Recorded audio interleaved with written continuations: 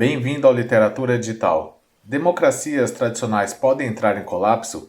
Essa é a questão central que o livro responde ao discutir como a eleição de Donald Trump se tornou possível.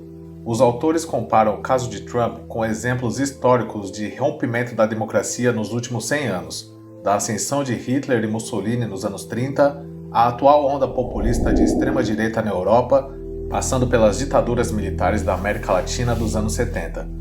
Essas são algumas das informações que você vai ver a partir de agora nesse vídeo. Se inscreva no canal para continuar recebendo os melhores resumos de livro e aproveite o vídeo. Como as democracias morrem. Steven Levitsky e Daniel Ziblatt. Para que a democracia permaneça saudável e funcionando, é necessária a adesão a regras específicas, bem como um código de conduta pós-democrático. Em alguns casos de democracias decaídas, em lugares como Venezuela e Peru, atitudes semelhantes às promovidas pelo atual governo Trump levaram ao surgimento de ditaduras. Com a finalidade de entender como isso funciona e como podemos agir para evitar que aconteça, Steven Levitsky e Daniel Ziblatt explicam como a democracia nos Estados Unidos tem se comportado, especialmente no que diz respeito aos direitos do eleitor. Existem algumas formas de identificar um potencial autocrata. Como perigosos demagogos chegam ao poder? Simples, aliando-se a políticos estabelecidos. Quando o atual governo está perdendo o apoio do eleitor, os poderes constituídos se voltarão para um forasteiro populista, alguém considerado a voz do povo. E às vezes é durante essa abertura que se cometem erros que podem colocar a democracia em risco.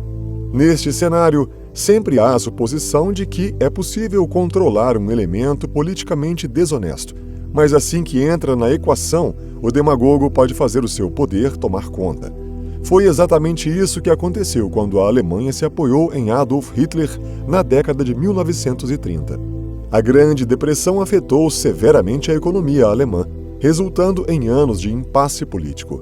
Em 1933, os líderes conservadores fizeram uma última tentativa de ganhar o apoio dos eleitores, colocando no poder o populista Adolf Hitler. O erro foi pensar que seria possível capitalizar a popularidade de Hitler enquanto ainda mantinha seu poder sob controle. Mas 2 meses depois de ser nomeado chanceler, Hitler baniu os partidos de oposição e se tornou um ditador. O que aconteceu na década seguinte é uma das grandes tragédias da história. Isso nos mostra que, às vezes, manipuladores perigosos podem estar à espreita, e para identificá-los, existem 4 sinais de alerta que você pode estar atento. 1. Rejeição às regras da democracia. O político pode afirmar que os resultados das eleições são inválidos ou sugerir que a Constituição precisa ser corrigida. 2. Desvalorização do seu oponente através de suposições falsas, fazer afirmações infundadas de que um oponente deve ser preso ou é um inimigo de Estado. 3. Incentivo ou tolerância ao uso da violência, fazer negócios com personalidades duvidosas. 4. Expressão de um desejo de reduzir os direitos civis de uma pessoa ou instituição, alegar que o país seria melhor sem uma imprensa livre. Todos esses são alertas que sugerem que alguém provavelmente favoreceria a autocracia caso recebesse o poder. Se isso aconteceria ou não, depende de como a situação seria conduzida por todos que estão envolvidos. A democracia precisa de fortes guardiões, o tempo todo. Os partidos políticos têm a responsabilidade de proteger a democracia, certo? Mas confiar que o trabalho acontecerá sem imprevistos é um engano. Muitas vezes os partidos falham. Uma dessas ocasiões foi a Venezuela, na década de 90, quando o ditador populista Hugo Chávez subiu ao poder. Em 1992, Hugo Chávez já era conhecido por ser uma ameaça extrema à democracia. Naquele ano, ele foi preso por traição, após liderar uma aquisição fracassada do partido Ação Democrática. Mas, por ser uma figura popular, o candidato presidencial Rafael Caldeira, que representava o partido centrista da Convergência Nacional, simpatizava publicamente com ele. Rafael Caldeira venceu as eleições presidenciais de 1993. E, enquanto dava sua aprovação a Hugo Chávez, também o validou como um contendor político dominante. Dessa forma, Chávez foi idealizado como um herói para o povo, e isso garantiu sua vitória nas eleições presidenciais de 1998.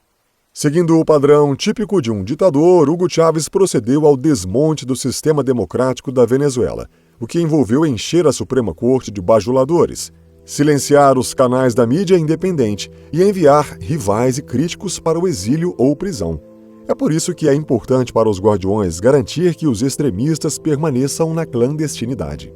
Uma maneira de fazer isso é rejeitando rapidamente qualquer extremista, assim como o Partido Conservador Sueco fez em 1933, quando 25 mil jovens membros foram despedidos devido às suas simpatias cada vez mais fascistas. A mudança certamente custou votos ao partido durante as eleições do ano seguinte, mas, mais importante, protegeu a democracia ao impedir que uma influência antidemocrática significativa entrasse na corrente política dominante. Outro método útil de controle é evitar quaisquer atos públicos que possam ser vistos normalizando ou justificando o extremismo. Esse foi o erro que os conservadores alemães cometeram nos anos 30, quando realizaram comícios conjuntos com apoiadores de Hitler, e também o que Rafael Caldeira fez quando simpatizou publicamente com os atos antidemocráticos de Hugo Chávez. Apesar dos alertas, Donald Trump contornou os guardiões.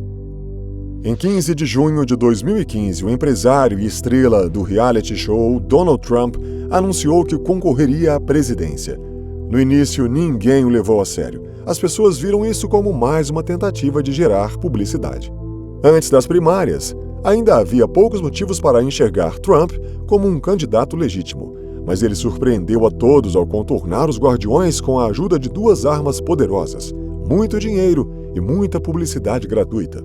O dinheiro permitiu que ele realizasse sua campanha sem o apoio republicano. Por ser uma fonte constante de polêmica e uma figura famosa da TV, ele permaneceu continuamente nas notícias. Trump não precisava da aprovação da velha guarda. Ao contrário da maioria dos aspirantes à presidência, ele poderia fazer isso sozinho. Ele finalmente conseguiu seu primeiro endosso dos representantes republicanos Duncan Hunter e Chris Collins, após vencer as primárias no início de 2016 em New Hampshire e na Carolina do Sul. Durante sua campanha, todos os 4 sinais de alerta foram levantados. Trump questionava repetidamente o processo democrático, alegando que os resultados das eleições seriam fraudados devido à fraude eleitoral. Ele também fazia falsas alegações sobre a legitimidade de seu oponente, chamando Hillary Clinton de criminosa. E ele encorajava repetidamente o comportamento violento em seus comícios, enquanto ameaçava restringir a liberdade de imprensa e mudar as leis de difamação dos Estados Unidos para que pudesse processar jornalistas. Embora tudo isso tenha acontecido durante a campanha de Trump, os guardiões não fizeram o suficiente para evitar o resultado. Os 78 republicanos que apoiaram publicamente a Hillary Clinton eram indivíduos com pouca influência. Eles eram, em sua maioria, ex-funcionários e líderes empresariais, não funcionários eleitos, portanto tinham pouco a ganhar ou perder. A única autoridade eleita a endossá-la foi o congressista Richard Hanna, de Nova York, que estava prestes a se aposentar. Muitos líderes republicanos, como o senador John McCain e o ex-governador Mitt Romney, recusaram-se a endossar Trump, mas não cruzaram as linhas do partido e fizeram um movimento para apoiar Hillary Clinton. Como resultado, eles deixaram o portão aberto para que Trump fosse eleito. A destruição da democracia pode ser um processo gradual. Nem sempre a autocracia acontece de forma minimamente previsível. Às vezes ela pode acontecer de forma acidental, por meio de uma escalada gradual de ações e reações que vão contra a democracia. Um exemplo disso foi a eleição de Alberto Fujimori como presidente do Peru em 1990. Fujimori venceu as eleições com uma plataforma de reforma econômica destinada a fortalecer a nação. No início, ele tentou implementar o seu plano usando métodos legais e democráticos, mas sempre que tentava aprovar uma legislação, o Congresso o impedia. Cansado, Fujimori retaliou o Congresso na imprensa e começou a fazer justiça com as próprias mãos, ignorando os tribunais e a Constituição e libertando milhares de criminosos da prisão. Em 5 de abril de 1992, ele se tornou oficialmente um tirano, dissolvendo completamente o Congresso e suspendendo a Constituição. A passagem de Fujimori de presidente a ditador revela os 3 estágios que sempre acontecem quando a democracia sofre ataques. Estágio 1. A captura dos árbitros. Se você quer manipular um jogo, uma das primeiras coisas que deve fazer é fazer com que os árbitros decidam a seu favor. Na política, isso geralmente é feito despedindo os legisladores e juízes atuais para que possam ser substituídos por legalistas. Por exemplo, quando o primeiro-ministro húngaro Viktor Orbán voltou ao poder em 2010, ele assegurou que o Tribunal Constitucional e o Escritório Central de Estatística contassem com seus bajuladores. Estágio 2. Afastar os jogadores adversários. Essa etapa geralmente é alcançada por meio de subornos ou chantagem. No caso de Fujimori, seu assessor de inteligência, Vladimiro Montesinos, gravou juízes, políticos e outros membros da oposição em envolvimento em atividades ilegais, como aceitar subornos. Essa evidência foi então usada para chantageá-los a seu favor. Estágio 3. Mudar as regras para que o novo sistema trabalhe a favor do autocrata. Mudar as regras não é novidade na política. No ano de 1867, nos Estados Unidos, os cidadãos negros recém-livres votavam nos republicanos, o partido de Abraham Lincoln. Os democratas, temendo que esses novos eleitores os tirassem do poder no Sul, mudaram as regras de votação, estabelecendo um imposto comunitário e introduzindo a Lei Dort, que exigia que apenas cidadãos alfabetizados pudessem votar. As novas regras foram feitas para manter os eleitores negros longe das urnas, garantindo que os democratas continuassem sendo o Partido do Sul durante grande parte do século que se seguiu. Mas, ao mesmo tempo, também manchou a própria democracia. Existem regras da democracia que previnem a autocracia. O que mantém a democracia em andamento é a adesão às regras não escritas. Em particular, a democracia prospera em 2 coisas: tolerância mútua e paciência institucional. A tolerância mútua significa que os participantes de um sistema democrático tratam seus rivais políticos como contendores legítimos, com igual direito ao poder, e não como inimigos, traidores ou criminosos. A paciência institucional, por outro lado, significa abster-se de ações que prejudiquem o espírito da democracia, mesmo que o ato seja tecnicamente legal ou não proibido pela Constituição. Quando George Washington era presidente, não havia limites de mandato definidos, mas ele cumpriu apenas 2 mandatos. Até os 4 mandatos de Franklin Delano Roosevelt durante a Grande Depressão e a Segunda Guerra Mundial, todos os outros presidentes seguiram o exemplo. Até que, em 1951, a 22ª emenda estabeleceu oficialmente o limite de 2 mandatos. A tolerância mútua e a paciência institucional estão intimamente ligadas. Quando a tolerância mútua não é praticada, por exemplo, os líderes são menos propensos a aderir à paciência ao fazer campanha contra seus inimigos, em vez de seu desafiante respeitado. No Chile, durante a década de 1960, a tolerância mútua começou a se desgastar à medida que a cisão política entre a esquerda e a direita se intensificava. A esquerda acusou a direita de ser antiquada e desatualizada, enquanto a direita acusou a esquerda de tentar assumir o poder. O presidente Salvador Allende, um marxista de esquerda, ameaçou usar os poderes executivos para fazer a sua agenda passar por um parlamento, onde a maioria da direita estava determinada a impedi-lo. Essas tensões chegaram ao ponto de ebulição em agosto de 1973, quando a Câmara dos Deputados declarou o governo inconstitucional. Um mês depois, um golpe militar liderado por potências de direita resultou no suicídio de Allende e, nos 17 anos seguintes, o Chile se viu sob a ditadura de Augusto Pinochet. A história de discriminação eleitoral nos Estados Unidos. A questão da escravidão criou uma divisão acentuada em todo o país durante a década de 1850. O Partido Republicano tinha acabado de ser formado e sua plataforma anti-escravista era vista como uma ameaça ao sustento dos proprietários de plantações no Sul, apoiados pelos líderes do Partido Democrata. A tolerância mútua estava atingindo novos mínimos nos Estados Unidos, e mesmo o plenário da Câmara e do Senado dos Estados Unidos não estava imune a atitudes tóxicas. De 1830 a 1860, cerca de 125 atos de violência foram cometidos por deputados e senadores, incluindo o uso de pistolas, bengalas e facas. Isso levou a 7 estados do Sul se separarem da União, seguidos por anos de guerra civil. A democracia nos Estados Unidos estava claramente quebrada, e não foi até o compromisso do pós-guerra de 1877 que medidas foram tomadas para repará-la. Nesse acordo, ambas as partes concordaram em eleger o republicano Rutherford B. Hayes como o presidente. O acordo foi que as tropas lideradas pelos republicanos deveriam ser removidas do Sul, para que os democratas pudessem usar o imposto comunitário e a lei de Dort para excluir eleitores negros, enquanto reforçavam seu domínio político. Essas leis eleitorais antidemocráticas acabariam sendo o assunto do projeto de lei das eleições federais de 1890, mas infelizmente não foram aprovadas no Senado. Isso levou a outras décadas de eleições antidemocráticas e injustas, que ironicamente aproximariam os dois partidos. Como os democratas do Sul não precisavam mais se preocupar com os eleitores negros, tirando-os do poder, eles se tornaram mais tolerantes com os republicanos, com os quais compartilhavam uma inclinação conservadora. Essa força conservadora começou a unir os dois partidos.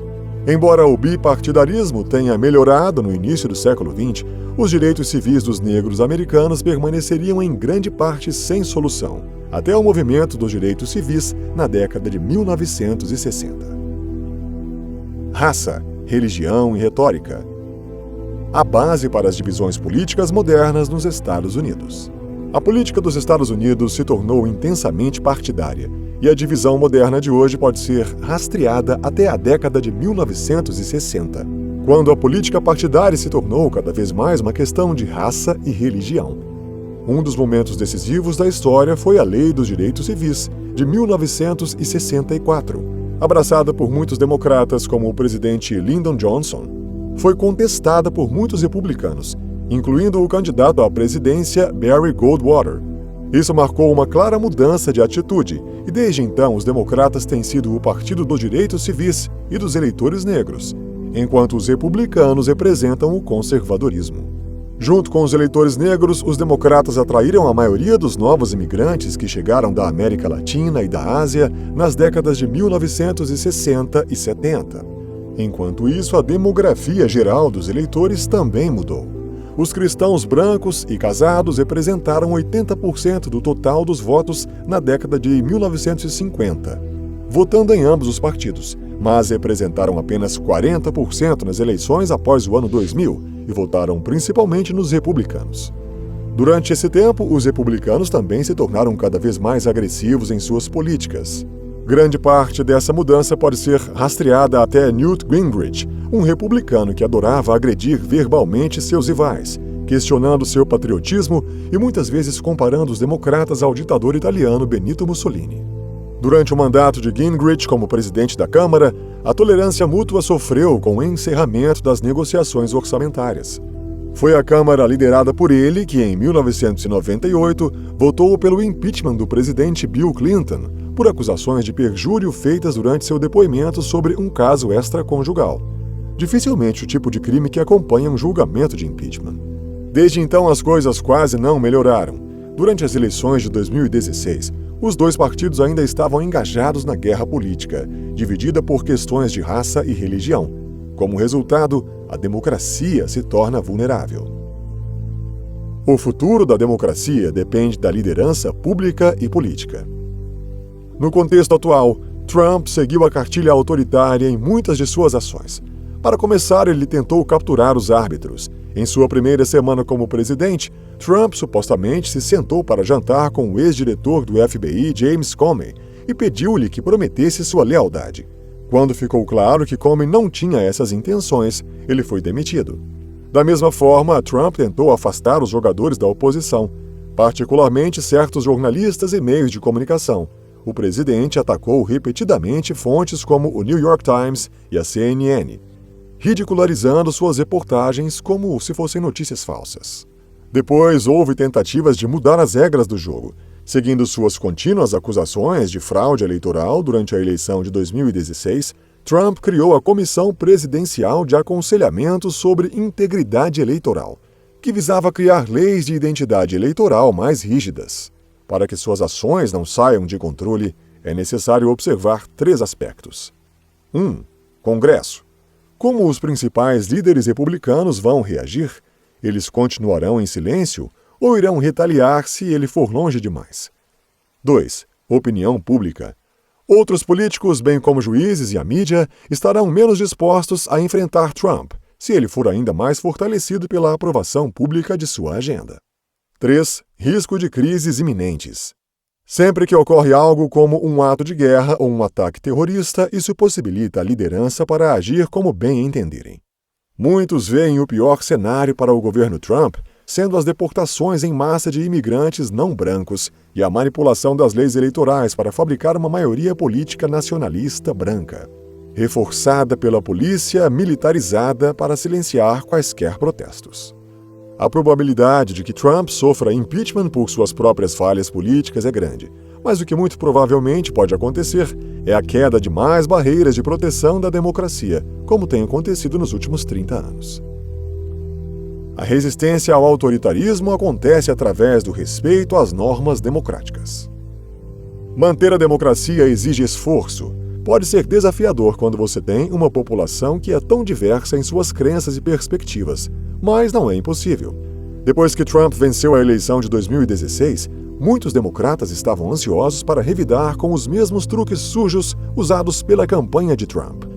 Mas isso pode sair pela culatra drasticamente, porque mesmo que uma ação drástica fora do reino da democracia obtenha os resultados desejados, ela apenas aumenta a polarização ao espantar os eleitores moderados. Em vez disso, o extremismo deve ser enfrentado, usando as ferramentas da democracia, e isso significa compromisso. Com as questões de pobreza e raça tão intimamente ligadas, seria benéfico para os democratas mudar o foco dos programas de benefícios testados para um aumento agressivo do salário mínimo e seguro-saúde abrangente. Outro programa com visão de futuro seria introduzir uma renda básica universal. Os ativistas também podem se beneficiar de uma cooperação democrática, ao invés de uma polarização. Os ativistas anti-Trump, por exemplo, se beneficiariam com a formação de coalizões que incluíssem uma ampla gama de religiões, raças e posições econômicas. Dessa forma, os protestos seriam baseados em bases comuns, ao mesmo tempo em que defenderiam a democracia. Para salvar a democracia, é necessário restaurar as normas básicas que a protegiam no passado.